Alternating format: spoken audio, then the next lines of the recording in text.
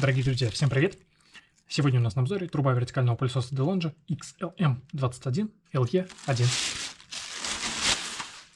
Полный перечень совместимых моделей приведен в таблице по ссылке в описании. В процессе эксплуатации места соединения трубы щеткой или корпусом могут сломаться.